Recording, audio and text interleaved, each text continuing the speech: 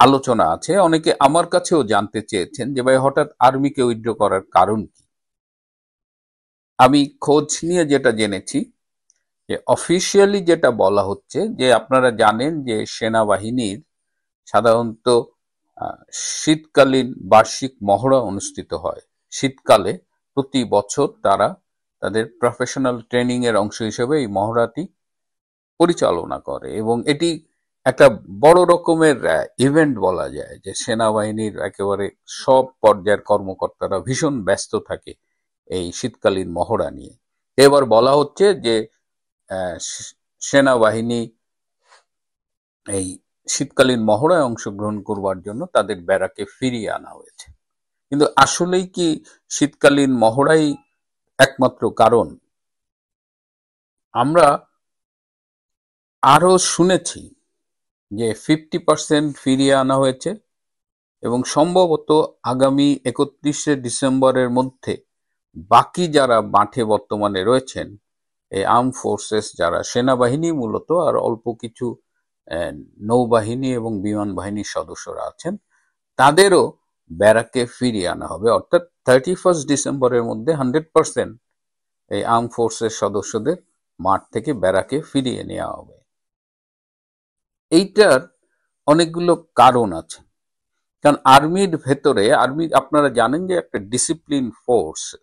এটা চাইলেই একেবারে যে সবাই মুখের উপরে কথা বলবে, বিদ্রোহ করবে, সেনাপ্রধান একটা কিছু বললে, কিন্তু তাদের মধ্যে আলোচনা হয়।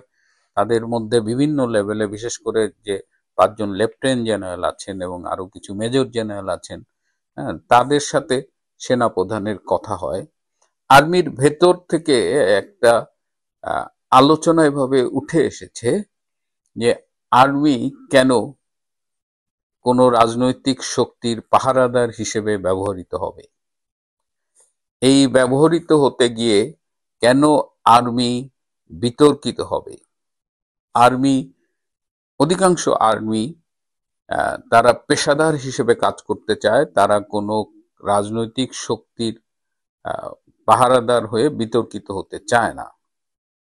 এবং কদিন আগে যে 3 বাহিনীর প্রধান যমুনায় গিয়েছিলেন, সেদিন তারা ডক্টর ইউনূসের সাথে আলাপ করে বলেছিলেন যে তারা অচিরেই একটি সন্ত্রাস বিরোধী অভিযান পরিচালনা করতে চান এবং তিনি ডক্টর ইউনূসকে এটাও বলেছিলেন তারা যে আমরা অভিযান পরিচালনার সময় আমরা সন্ত্রাসীদের বিরুদ্ধে ব্যবস্থা নেব এবং তখন আমরা চাই না যে আমাদের কাছে কোনো অনুরোধ আসুক যে অমুকে জামাত করে, অমুকে বিএনপি করে, অমুকে আমার লোক, অমুকে তার লোক, তাকে ছেড়ে দাও।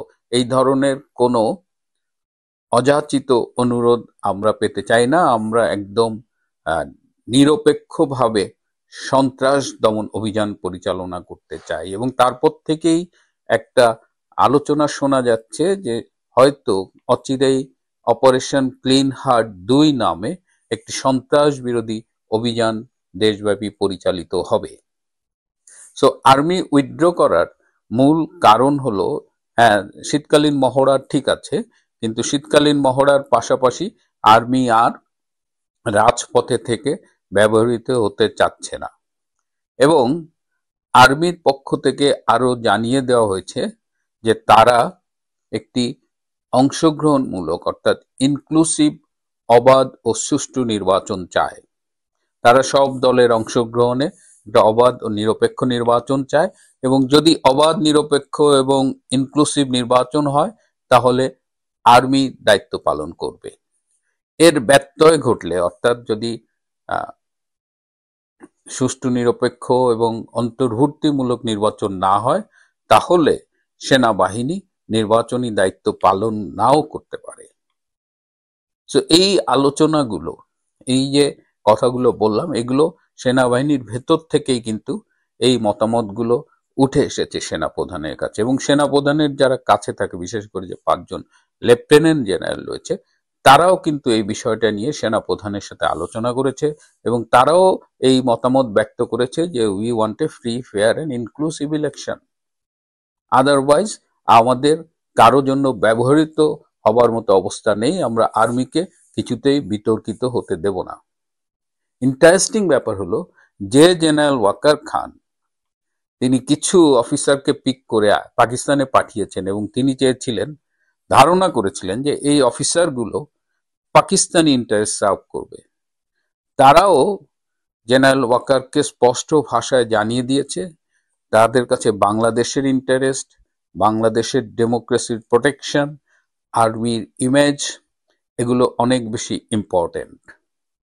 তারা বাংলাদেশের স্বাধীনতার সার্বভৌমত্ব রক্ষার জন্য প্রতিশ্রুতিবদ্ধ, অঙ্গীকারাবদ্ধ, এবং তারা চায় বাংলাদেশে একটি অবাধ, সুষ্ঠু ও নিরপেক্ষ এবং অংশগ্রহণমূলক নির্বাচন অনুষ্ঠিত হোক এবং তার মধ্য দিয়ে জনগণ যাদের চায় তারাই ক্ষমতায় আসবে। আর্মির ভেতরে যখন এ ধরনের মতামতগুলো প্রাধান্য পাচ্ছে, তখন আর্মির বাইরেও বাংলাদেশের রাজনীতিতে যাদের প্রভাব রয়েছে সেই সব বিদেশি শক্তিরাও কিন্তু বাংলাদেশের রাজনীতি এবং আভ্যন্তরীণ অবস্থার প্রেক্ষিতে নতুন করে চিন্তা ভাবনা করছে। আপনারা পছন্দ করেন আর নাই করেন, বাংলাদেশের রাজনীতিতে আমাদের প্রতিবেশী ভারতের একটা গুরুত্বপূর্ণ ভূমিকা রয়েছে এবং জেনারেল ওয়াকার শুরুতে কিন্তু ভারতীয় সেনাবাহিনীর সাথে খুব সুন্দর একটা সম্পর্ক রক্ষা করেছিলেন, কিন্তু একটা পর্যায়ে গিয়ে ভারত উপলব্ধি করেছে এবং জেনারেল ওয়াকার যেটা করেছে, জেনারেল ওয়াকার আসলে তিনি বেসিক্যালি জামাতি, তিনি এখনো জামাতের পক্ষেই আছেন। তিনি জামাতের ইন্টারেস্ট সার্ভ করার জন্য সর্বোচ্চ চেষ্টা করেন, আগামীতেও হয়তো করবেন, কিন্তু পরিস্থিতি এখন আর তার পক্ষে নাই, ফেভারে নাই, অনুকূলে নাই। সুতরাং সেনাবাহিনী, ভারতীয় সেনাবাহিনীর সাথে যে চমৎকার সম্পর্কটা তিনি শুরুতে উপভোগ করতেন, সেই সম্পর্কটা আর সেই জায়গায় নেই। ভারতীয় সেনা প্রধানের সাথে জেনারেল ওয়াকারের যোগাযোগ একদম কমে গেছে, একদম নাই বলা যায়। বরং খুব রিসেন্টলি ভারতীয় সেনা প্রধান বাংলাদেশ সেনাবাহিনীর একজন উচ্চ পদস্থ কর্মকর্তার সাথে কথা বলেছেন। এর বাইরে যাদের দালালি করতে গিয়ে, যাদের কাছ থেকে অর্থ, নগদ ডলার সহ প্রচুর সুবিধা নিয়েছিলেন জেনারেল ওয়াকার, সেই সুপার পাওয়ার দেশটিও এখন আর বাংলাদেশে আগের মতো রেজিম চেঞ্জ বা ইউনূস গভর্নমেন্টের পেছনে অর্থ খরচ করা বা ইউনূস সরকারকে টিকিয়ে রাখার ব্যাপারে আর আগ্রহ দেখাচ্ছে না। সো এই মেসেজগুলো, একদিকে ভারত ক্ষুব্ধ, আর একদিকে আমেরিকাও আর ইউনূসের পেছনে আগ্রহ শো করছে না। এবং ভারত এবং আমেরিকার যে ডিফেন্স ট্রিটি হয়েছে, যে ট্রিটিটা আরো আগেও স্বাক্ষরিত হতে পারত, কিন্তু ভারতের পক্ষ থেকে সব সময় বলা হয়েছে যে বাংলাদেশ থেকে তোমরা কবে যাবা, এই রেজিম চেঞ্জের মাধ্যমে তোমরা বাংলাদেশে যে ঘটনাটা ঘটিয়েছো সেটা শুধু বাংলাদেশ না, টোটাল রিজিয়নের প্রতি একটা থ্রেট হয়ে দাঁড়িয়েছে। গণতন্ত্র, মানবাধিকার, এইসব পরিস্থিতিতে উন্নতি হয়নি, বরং এখানে ইসলামী জঙ্গিবাদের উত্থান ঘটেছে। এখানে আন্তঃদেশীয় সন্ত্রাস বাড়ছে। এইসব কারণে এই নেগোসিয়েশনটা কিন্তু ভারত এবং আমেরিকার মধ্যে হয়েছে এবং আমেরিকা আলটিমেটলি বাস্তবতা মেনে নিয়েছে। এবং সেই বাস্তবতায় আজকে জেনারেল ওয়াকার কিন্তু আর আমেরিকার সেই সাপোর্টটা আনকন্ডিশনালি উপভোগ করেন না। সুতরাং জেনারেল ওয়াকার বুঝতে পারছেন, তার কাছাকাছি যে লেফটেন্যান্ট জেনারেলরা আছেন বা তার কাছাকাছি অফিসার, তারাও কনভে করেছেন যে sir, army should act professionally. So এই অবস্থায় ক্যান্টনমেন্টের ভেতরে কিন্তু একটা পরিবর্তন ঘটে গেছে এবং তারা এখন একটা অবাধ, সুষ্ঠু ও অংশগ্রহণমূলক নির্বাচনের পক্ষে কাজ করতে চায়।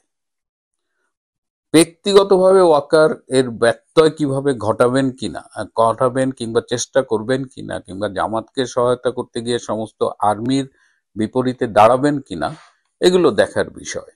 কিন্তু ওভারঅল ওয়াকারের জন্য ভালো কোনো সুখবর নাই। বরং ওয়াকার যদি বুদ্ধিমান হয় তাহলে বর্তমান বাস্তবতা মেনে নিয়ে বাংলাদেশে একটা ফ্রি, ফেয়ার অ্যান্ড ইনক্লুসিভ ইলেকশনের পক্ষে তাদের কাজ করা উচিত।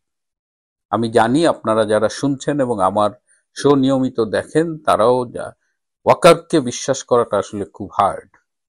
সুতরাং ওয়াকার যদি অবিশ্বাসের কাজ করে, যদি মির্জাফরি করতেই থাকে, তাহলে তার পরিণতির কি হতে পারে, তার জন্য কি কি ঝুঁকি সামনে আছে, সেটা তার ব্যাপার।